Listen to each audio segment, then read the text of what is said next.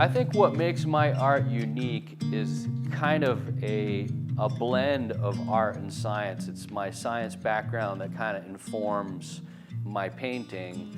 You know, I think it's a kind of a scientific eye that you need in order to really observe something really carefully. While on the one hand, the technology that's used to create my work is very analog, very old and traditional, you know, probably even not too different from caveman times. The difference now is that I'm able to share these images that were made in a very you know, traditional way with the rest of the world because of the ability to digitize them, to capture these really high resolution scans of my paintings and then, you know, transform them and print them on a phone case or a piece of drinkware, or, you know, to make a print that's almost indistinguishable from the original painting. It's really kind of a cool aspect of, you know, the level of technology that exists nowadays.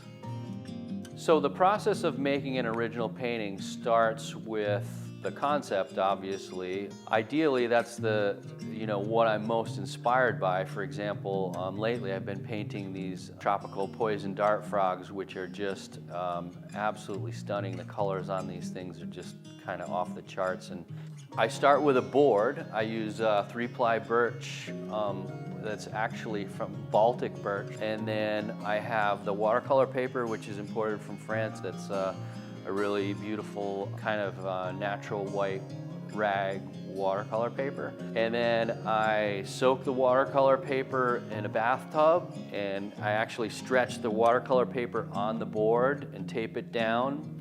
I gotta let that dry for, you know, a good day or two, and then I can starting to make the painting. It all starts with just a regular old No. 2 pencil, and I sketch it out.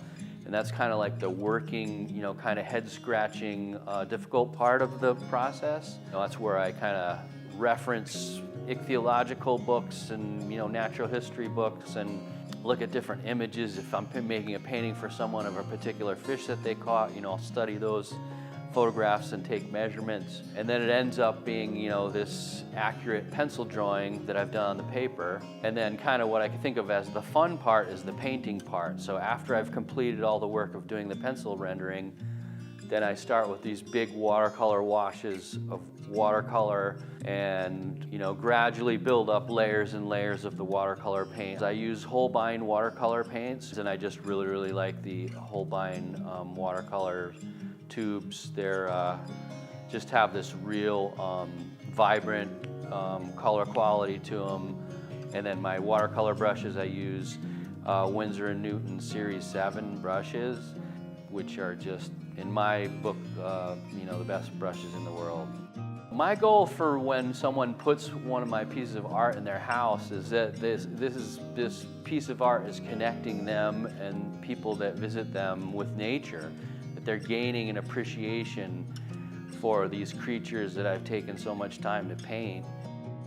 Making a living as an artist is probably one of the most difficult things anyone could ever possibly try to do, but it's rewarding to be working as an artist and be my own boss and to be making paintings and, you know, kind of having a purpose.